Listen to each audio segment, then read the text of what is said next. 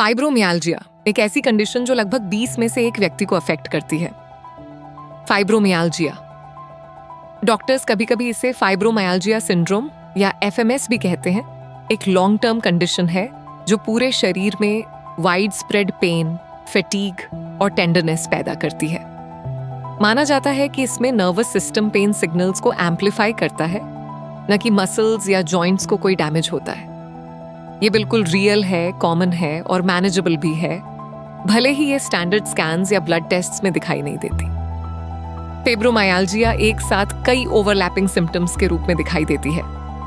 Wide spread pen, शरीर के दोनों तरफ, कमर के ऊपर और नीचे दोनों जगह दर्द होना, फटीग, पूरी रात की नींद के बाद भी लगातार थकान महसूस होना, ब्रेन फॉग, ध्यान लगाने, याद रखने या फोकस करने में दिक्कत, कभी कभी इसे फाइब्रो फॉग भी कहा जाता है। स्लीप प्रॉब्लम्स, बिना फ्रेशनेस के उठना या डीप स्लीप में डिस्टर्बेंस होना। फाइब्रोमियाल्जिया हर व्यक्ति में एक जैसी नहीं दिखती, ये कुछ पहचाने जाने वाले पैटर्न्स में सामने आती है। वाइड स्प्रेड पेन पैटर्न, ये कोर डिफाइनिंग पैटर्न है। शरीर के कई रीजन्स में 3 महीने या उससे ज्यादा समय तक दर्द रहना।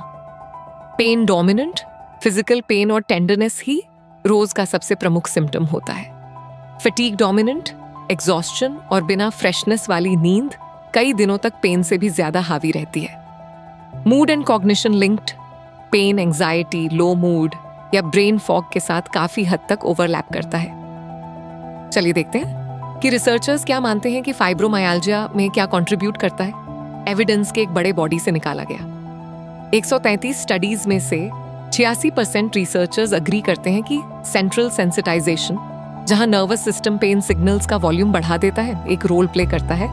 ये टॉपिक 40 पब्लिक आर्टिकल्स में एक्सप्लोर किया गया है। 436 स्टडीज में रिसर्चर्स पूरी तरह अग्री करते हैं कि स्ट्रेस और ट्रॉमा बॉडी के पेन एक्सपीरियंस और मैनेज करने के तरीके को शेप कर सकते हैं। ये सब्जेक्ट 233 पब्लिक आर्टिकल्स में डिस्कस किया गया है। 289 स्टडीज में पूरी तरह अग्रीमेंट है कि पुअर या डिस्टर्ब्ड स्लीप का फाइब्रोमियाल्जिया सिम्टम्स से गहरा कनेक्शन है। ये कनेक्शन 239 पब्लिक आर्टिकल्स में कवर किया गया है। 73 स्टडीज को देखते हुए रिसर्चर्स यूनानिमसली अग्री करते हैं कि जेनेटिक्स और फैमिली हिस्ट्री फाइब्रोमियाल्जिया होने की लाइक्लीहुड बढ़ा सकते हैं। यह लिंक 35 पब्लिक आर्टिकल्स में एक्सप्लोर किया गया है। 66 स्टडीज के आधार पर पूरी तरह अग्रीमेंट है कि इन्फेक्शंस या इलनेस कभी कभी एक ट्रिगर की तरह एक्ट कर सकते हैं। ये टॉपिक 162 पब्लिक आर्टिकल्स में एग्जामिन किया गया है। सब मिलाकर यह इशारा करता है कि फाइब्रोमियाल्जिया नर्वस सिस्टम, बायोलॉजिकल और लाइफ एक्सपीरियंस फैक्टर्स के एक इंटरकनेक्टेड मिक्स से उभरता है, कभी भी उस व्यक्ति की किसी गलती से नहीं। फाइब्रोमियाल्जिया के लिए कोई एक सिंगल टेस्ट नहीं है। डायग्नोसिस कई पहलुओं को मिलाकर होती है। सिम्टम हिस्ट्री, 3 महीने या उससे ज्यादा समय तक वाइड स्प्रेड पेन, साथ में फैटीग और cognitive symptoms. Tender point exam, doctors शरीर के स्पेसिफिक पॉइंट्स पर टेंडरनेस चेक करते हैं, हालांकि अब इसका महत्व पहले जितना नहीं रहा। अन्य कॉजेस को रूल आउट करना, ब्लड टेस्ट से आर्थराइटिस, थायराइड इश्यूज या सिमिलर सिम्टम्स वाली अन्य कंडीशंस चेक की जाती हैं। Wide spread pain index, diagnosis के लिए एक स्टैंडर्डाइज्ड स्कोर जिसे सिम्टम सिवेरिटी स्केल के साथ इस्तेमाल किया जाता है। यहाँ बताया गया है कि सबसे स्ट्रॉन्ग रिसर्च क्या कहती है जो एक्चुअली फाइब्रोमियाल्जिया सिम्टम्स को मैनेज करने में मदद करता है। 330 टोटल में से 197 स्ट्रॉन्ग स्टडीज के साथ जेंटल एरोबिक और स्ट्रेंथ बेस्ड एक्सरसाइज अवेलेबल सबसे स्ट्रॉन्गेस्ट एविडेंस ट्रीटमेंट के रूप में सामने आता है। 234 में से 102 स्ट्रॉन्ग स्टडीज से backed low dose antidepressants pain signals को काम करने और स्लीप क्वालिटी इंप्रूव करने में दिखाए गए हैं। 172 में से 85 स्ट्रॉन्ग स्टडीज से सपोर्टेड प्रेगाबालिन और related gabapentinoid medicines over active nerves को काम करके और पेन सेंसिटिविटी कम करके काम करते हैं। 98 में से 57 स्ट्रॉन्ग स्टडीज के साथ कॉग्निटिव बिहेवियरल थेरेपी पेन के एक्सपीरियंस को रिफ्रेम करके और प्रैक्टिकल कोपिंग स्किल्स बिल्ड करके मदद करती है। 40 में से 24 स्ट्रॉन्ग स्टडीज पर ड्रॉ करते हुए टैची और yoga mind body movement offer करते हैं जो पेन को ईज कर सकता है और बेटर स्लीप को सपोर्ट कर सकता है। साथ मिलकर ये अप्रोचेस दिखाती हैं कि रिलीफ अक्सर जेंटल मूवमेंट, थॉटफुल केयर और बॉडी और माइंड दोनों के लिए सपोर्ट को कंबाइन करने से आता है। ऑनलाइन जो कुछ भी डिस्कस होता है उसके पीछे उतना ही रिसर्च नहीं होता। इसका एक अच्छा उदाहरण यहाँ है। CBD के बारे में 25 पब्लिक आर्टिकल्स इसकी तारीफ करते हैं, लेकिन अब तक इसके पीछे एक भी स्ट्रॉन्ग स्टडी नहीं है, यानी बस ज्यादा है, प्रूफ कम। कुछ रोजमर्रा के फैक्टर्स अक्सर फ्लेयर्स को ट्रिगर करते हुए रिपोर्ट किए जाते हैं। नींद की कमी, ज्यादा स्ट्रेस, मौसम में बदलाव, ओवर एक्सर्शन, बीमारी या इन्फेक्शन।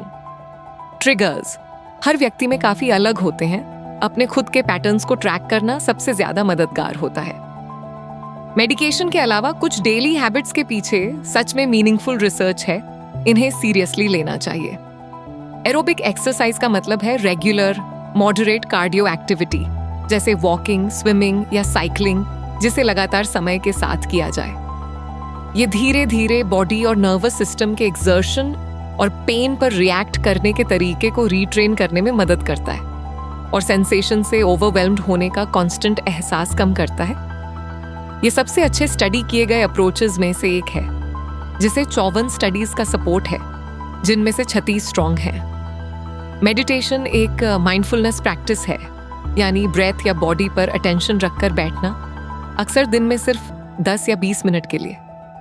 ये ब्रेन को पेन सिग्नल्स के साथ अपना रिलेशनशिप बदलने के लिए ट्रेन करता है और उस स्ट्रेस रिस्पॉन्स को कम करता है जो अक्सर पेन को और बुरा महसूस कराता है।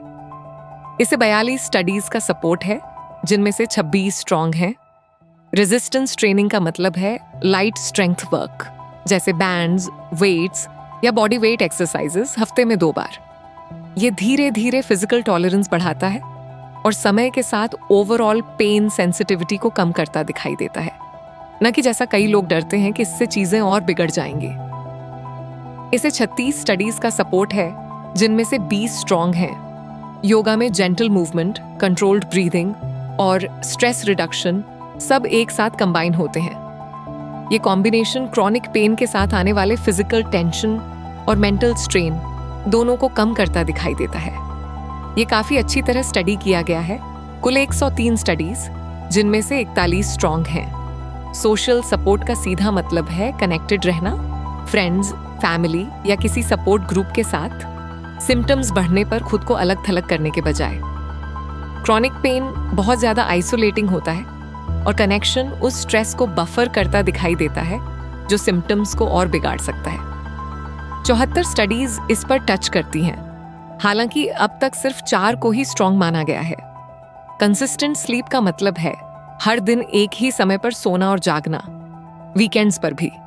चूंकि फाइब्रोमाइल्जिया का अनरिफ्रेशिंग स्लीप से गहरा संबंध है, इसलिए इस रिदम को स्थिर रखने से बॉडी को जेन्युइनली रेस्टोरेटिव रेस्ट मिलने में मदद मिलती है। इसका एविडेंस बेस छोटा है, 7 स्टडीज, जिनमें से 2 स्ट्रॉन्ग हैं, लेकिन लॉजिक बाकी सब चीजों से मेल खाता है जो हम जानते हैं। सिंपल कंसिस्टेंट हैबिट्स ये मेडिकल ट्रीटमेंट का रिप्लेसमेंट नहीं है, लेकिन इसके साथ मिलकर काफी पावरफुल साबित होते हैं। कुछ नए अप्रोचेस अर्ली प्रॉमिस दिखा रहे हैं, भले ही एविडेंस अभी पूरी तरह एस्टैब्लिश्ड न हुआ हो। विटामिन डी एक ऐसा सप्लीमेंट है जिसे चेक करना चाहिए, क्योंकि फाइब्रोमाइल्जिया में इसका लो लेवल होना कॉमन है। अर्ली रिसर्च बताती है कि डिफिशिएंसी को ठीक करने से पेन कम हो सकता है। अब तक इसे 14 स्टडीज का सपोर्ट है, जिनमें से 6 स्ट्रॉन्ग हैं, यानी प्रॉमिसिंग है, लेकिन अभी डेवलपिंग स्टेज में है। प्रोबायोटिक्स गट माइक्रोबायोम को टारगेट करते हैं, जो क्रॉनिक पेन कंडीशंस के लिए ग्रोइंग इंटरेस्ट का एरिया है। एविडेंस अभी छोटा है, लेकिन बढ़ रहा है। कुल 9 स्टडीज, जिनमें से 5 स्ट्रॉन्ग हैं। लाइट थेरेपी में स्ट्रक्चर्ड तरीके से लाइट एक्सपोजर दिया जाता है, जिसे स्लीप और पेन रेगुलेशन पर असर के लिए स्टडी किया जा रहा है। ये एक अर्ली रिसर्च एरिया है। अब तक 6 स्टडीज हुई हैं, जिनमें से 3 स्ट्रॉन्ग हैं। ये रिसर्च के नए कम एस्टैब्लिश्ड एरियाज हैं, सपोर्टिव एड-ऑन्स हैं, प्रूवन केयर का रिप्लेसमेंट नहीं। आगे देखें तो कुछ नए अप्रोचेस एक्टिव डेवलपमेंट में हैं। TNX-102SL साइक्लोबेंजाप्राइन का एक बेड टाइम फॉर्म है, जिसे स्लीप इंप्रूव करने और पेन कम करने के टारगेटेड तरीके के रूप में स्टडी किया जा रहा है। Transcranial magnetic and direct current stimulation, gentle electrical या मैग्नेटिक पल्सेस का इस्तेमाल करती है, जिनका लक्ष्य होता है ब्रेन के पेन प्रोसेस करने के तरीके को रिकैलिब्रेट करना। दोनों के लिए अभी अर्ली डेज हैं, लेकिन ये दिखाते हैं कि रिसर्च आगे किस दिशा में जा रही है। फाइब्रोमियाल्जिया को लेकर बहुत सारी मिसअंडरस्टैंडिंग है, चलिए कुछ बातें क्लियर करते हैं। माइथ, ये सब आपके दिमाग में है। फैक्ट, फाइब्रोमियाल्जिया में नर्वस सिस्टम के पेन सिग्नल्स प्रोसेस करने के तरीके में रियल चेंजेस होते हैं। मिथ, ये सिर्फ आर्थराइटिस की तरह जॉइंट्स को अफेक्ट करती है। फैक्ट, ये मसल्स और सॉफ्ट टिश्यू को व्यापक रूप से अफेक्ट करती है और जॉइंट्स उस तरह डैमेज नहीं होते जैसे आर्थराइटिस में होते हैं। मिथ, रेस्ट ही सबसे अच्छा क्योर है। फैक्ट, स्टडीज दिखाती हैं कि ग्रेजुअल रेगुलर एक्सरसाइज आमतौर पर लंबे समय के रेस्ट से ज्यादा मदद करती है। तो एक्चुअली इस सब के पीछे कितना रिसर्च है? कुल मिलाकर लगभग 6,500 साइंटिफिक स्टडीज हैं, जिनमें से करीब 4,000 क्लिनिकल स्टडीज हैं और 700 से ज्यादा रैंडमाइज्ड कंट्रोल्ड ट्रायल्स, यानी जेन्युइनली एक सब्सटैंशियल एविडेंस बेस। फाइब्रोमियाल्जिया पर रिसर्च 2010 से लगातार बढ़ता रहा है, जो सालाना लगभग 280 स्टडीज से बढ़कर 2020 के दशक के मध्य तक 500 से भी ज्यादा हो गया। शुरुआत में फोकस प्रेगाबालिन और मिलनासिप्रान जैसी ड्रग्स के साथ साथ योगा पर था। 2010 के दशक के मध्य तक एक्सरसाइज और विटामिन डी सप्लीमेंट्स भी पिक्चर में आए और हाल ही में ध्यान स्टिमुलेशन थेरेपीज और सेंट्रल नर्वस सिस्टम खुद पेन को कैसे प्रोसेस करता है, इस ओर शिफ्ट हुआ है। आखिरी साल 2026 में एक तेज गिरावट दिखती है, लेकिन ये सिर्फ एक पार्शियल ईयर का डेटा है जो अभी कलेक्ट हो रहा है। रिसर्च में रियल डिक्लाइन नहीं है। तो लोग असल में क्या कहते हैं फाइब्रोमायाल्जिया के साथ जीने के बारे में? स्टडीज से आगे बढ़कर फ्लायर BI प्रिज्म पूरी सोशल मीडिया की वाइडर कॉन्वर्सेशन सुनता है और इसने 78,000 से ज्यादा रियल मेंशन सामने लाए हैं। यहाँ ऑनेस्ट रीड है, लगभग 29,000 क्लियरली पॉजिटिव हैं, कुछ ऐसा जिसने पेन को कम किया। 32,000 न्यूट्रल हैं, लोग नोट्स कंपेयर कर रहे हैं और क्वेश्चंस पूछ रहे हैं, और लगभग 14,000 नेगेटिव हैं, फ्लेयर्स और फ्रस्ट्रेशंस। चलिए धीरे चलते हैं और देखते हैं कि गुड रिपोर्ट्स असल में कहाँ जाती हैं। एक अप्रोच एट अ टाइम। सबसे ज्यादा बात होने वाली रिलीफ आती है लो डोज एंटी डिप्रेसेंट से। 3,000 से ज्यादा पॉजिटिव मेंशंस यहाँ इस्तेमाल होते हैं पेन सिग्नल्स को शांत करने और स्लीप में मदद के लिए, मूड के लिए नहीं। और कई लोगों के लिए यही पहली चीज थी जिसने एज कम किया। नर्व काल्मिंग गाबापेंटेनॉइड्स थोड़ा पीछे हैं। 2,000 से ज्यादा पॉजिटिव नोट्स के साथ ये एम्पलीफाइड पेन सिग्नलिंग को कम करते हैं, हालांकि लोग इसे ड्राउजीनेस के साथ वे करते हैं। कैनबिस और CBD ने 2,000 से ज्यादा पॉजिटिव मेंशंस खींचे। पेन और स्लीप के लिए एक genuinely popular self managed option, भले ही फॉर्मल एविडेंस अभी कैचअप कर रहा हो। लो डोज नाल्ट्रेक्सोन ने 1,000 से ज्यादा पॉजिटिव पोस्ट्स जुटाए। एक ऑफ लेबल ऑप्शन जिसके बारे में एक डिवोटेड ग्रुप कहता है कि इसने उनका पेन शांत किया जब और कुछ काम नहीं आया। सप्लीमेंट्स, मैग्नीशियम, विटामिन D और अदर्स लगभग 900 पॉजिटिव नोट्स में आए। आमतौर पर बाकी सब चीजों के साथ लिए जाते हैं, और एवरीडे पेन रिलीवर्स ने टॉप अप्रोचेस को राउंड आउट किया 800 से ज्यादा पॉजिटिव मेंशंस के साथ, modest short term help worst days को निकालने के लिए। लेकिन यह सब गुड न्यूज नहीं है। जब हम डिसअपॉइंटमेंट्स को फॉलो करते हैं तो एक थीम बाकी सब पर हावी रहता है। 7,000 से ज्यादा सिग्नल्स एक हार्ड ट्रूथ पर आ टिकते हैं। उनके लिए ट्रीटमेंट ने बस काम नहीं किया। लगभग 1,700 ने स्लो गोइंग की बात की। हफ्तों की कोशिश के बाद कुछ हेल्प हुआ और पेशेंस कमजोर पड़ने लगी। लगभग 1,000 ने साइड इफेक्ट्स फ्लैग किए।